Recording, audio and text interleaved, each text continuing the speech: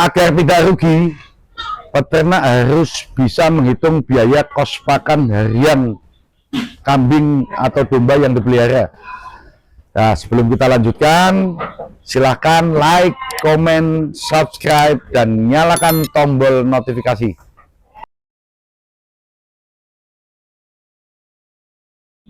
Sobat ternak dimanapun Anda berada, ini kami akan review pemberian pakan di Family 5 Plus Farm.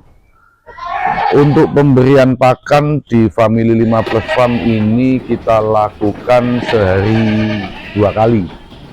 Jadi pagi kisaran pukul setengah 8 dan di sore hari sekitar pukul 4 sore.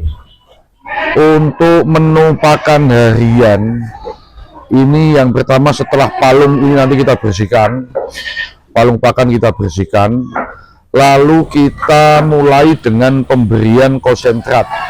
Untuk konsentrat sendiri, sekali memberikan kita berikan di kurang lebih 1,5 on, berarti segini untuk pemberian konsentrat sekali pakan untuk per ekor. Jadi total ketemu dalam satu hari nanti sekitar 3-4 on. Kenapa sedikit? Nah, karena di samping memberikan konsentrat, kita juga memberikan ampas tahu dan juga ketela. Ketela itu untuk tambahan energi, ampas tahu untuk tambahan protein. Juga enggak kalah pentingnya, ampas tahu itu kita fungsikan sebagai asupan cairan, karena apapun alasannya, semakin banyak cairan yang masuk ke tubuh kambing, semakin banyak cairan yang dicerna oleh kambing, semakin besar pula produktivitas susunya. Nah, setelah kita berikan konsentrat di 1,5 sampai 2 on, kurang lebih segini, selanjutnya kita berikan ampas tahu. Ampas tahu itu per ekor kurang lebih sekitar 2 kg. Bagi teman-teman yang di wilayahnya susah ampas tahu, itu mungkin bisa diganti dengan pemberian konsentrat sedikit lebih banyak. Nah, setelah ampas tahu konsentrat ini kita berikan, selanjutnya yang kita berikan ke kambing itu singkong. Singkong nanti kita berikan kurang lebih ada di 8 on. Nah, kebetulan di kami singkong itu kisaran di harga 1.200 sampai dengan 1.700 per kilogram. Jadi masih ada apa namanya, selisih harga antara singkong yang kita berikan dengan singkong konsumsi yang teman-teman mungkin di sana harganya bisa 2,5 sampai 3.000. Kalau ada singkong BS yang harganya murah, silahkan teman-teman manfaatkan. Di samping itu, setelah kita berikan singkong, kita berikan konsentrat ampas tahu masuk, selanjutnya kita berikan hijauan. Untuk hijauan sendiri biasanya kita fungsikan sebagai sumber serat. Itu seperti yang teman-teman saksikan ini adalah pakcong yang kita cober dengan apa namanya, dengan tebon jagung. Ini tebon jagung manis. Setelah dipanen jagungnya, itu kita fungsikan sebagai sumber serat. Untuk pemberiannya sendiri rataan di 3 kg per pemberian pakan, sehingga dalam satu hari bisa 5 sampai 6 kg. Kenapa kok banyak? Nah, sumber serat ini yang dihitung adalah yang dia makan, bukan yang kita berikan, sehingga nanti batang jagung, batang pakcong yang tidak termakan itu kan nanti kita buang. Jadi kenapa kita berikan kok sedikit lebih banyak. Untuk harian, 1 ekor ini rataan di Rp5.000 per ekor per hari. Nah, kalau teman-teman mempraktekkan ini untuk breeding, untuk penggemukan, ya mungkin nanti hitung-hitungannya nggak ketemu. Kenapa kok tidak ketemu? Karena kita main di kambing perah, kita dapat income harian itu dari produktivitas susunya. Kalau estimasi dibuat rataan satu ekor itu menghasilkan susu kurang lebih 1,2. Kenapa 1,2?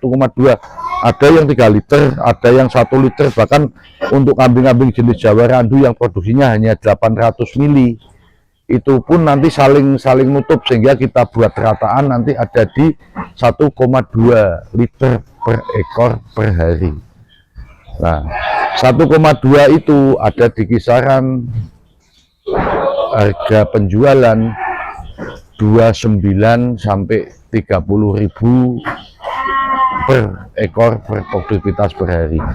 Jadi kalau dihitung ongkos pakan, biaya pemeliharaan, juga biaya untuk bayar APK anak buah kandang, insya Allah selama ini masih ada margin keuntungan.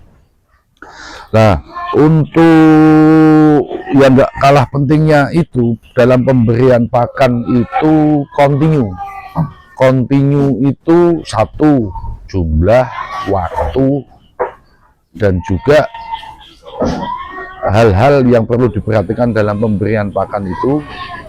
Salah satunya kita harus pastikan pakan itu aman dikonsumsi oleh kambing. Di sini kita tidak fokus ke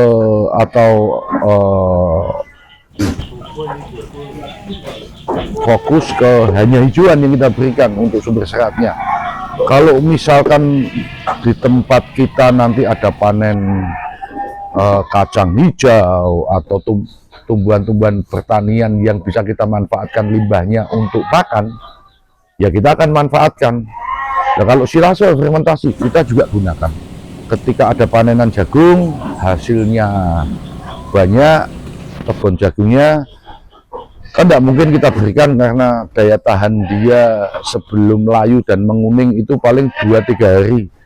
Nah, kalau kita pas panen jagung itu banyak, ya kita buat silase, kita fermentasi, kita buat complete feed, nantinya akan kita simpan.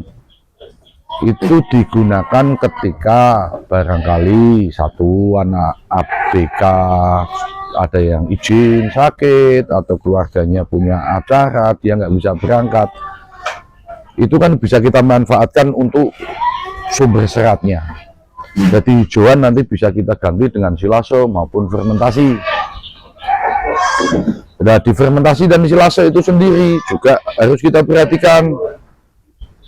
Kembali lagi ke faktor keamanan. Kalau silase itu nanti kok terjadinya ada udara yang masuk, tentunya kan bakteri, jamur, aflatoksin di situ akan tumbuh. Nah, itu teman-teman sobat ternak dimanapun Anda berada harus jeli, jangan sampai karena satu kesalahan itu fatal nanti kambing kita semua. Karena aflatoksin, jamur di silase itu satu dapat mengakibatkan tentunya keracunan, dan yang sering terjadi kalau kita teledor nanti angka kegugurannya tinggi. Nah, kalau angka keguguran tinggi ya tentunya kerugian sendiri bagi peternak itu. Jadi niatnya mau nyimpan pakan, niatnya mau mempermudah kita dalam proses pemberian pakan, sekali ngarit kita tampung, tapi karena kecerobohan dari kita, akhirnya terjadi kambing keracunan dan lain sebagainya. Nah, untuk sobat ternak dimanapun Anda berada, sebelum kami lanjutkan, mohon izin untuk like, komen, subscribe, dan nyalakan tombol notifikasi. Nah, pengalaman kami dalam memberikan pakan untuk kambing sendiri itu beda dengan kita. Beda kenapa? Karena kambing itu ketika pola pakannya continue, ya insya Allah dia lahap. ketika kita berikan bahan pakan yang baru atau sama sekali berbeda, ternak butuh waktu untuk adaptasi karena pencernaan itu selain air liur, enzim yang ada di mulut, terus dikunyah, itu selanjutnya kan masuk ke dalam rumen. Nah, di rumen ini sendiri, bakteri-bakteri pencernaan yang ada di rumen ini kan berbeda-beda. Yang nyerna ampas tahu itu berbeda, yang nyerna hijauan itu berbeda, yang nyerna konsentrat pun nanti membantu pencernaan konsentrat itu berbeda. Maka dari itu sobat ternak sekalian, harus misalkan pakan kita ganti, ya nggak boleh langsung frontal, langsung kita ganti, itu nggak boleh, karena tentunya si hewan ini sendiri butuh fase adaptasi dengan sumber pakan. Nah, ke depan kita akan buat konten-konten selanjutnya. Silahkan sobat ternak sekalian ikuti, teriring doa dari kami. Tetap semangat dalam beternak, karena beternak itu menyenangkan. Terima kasih.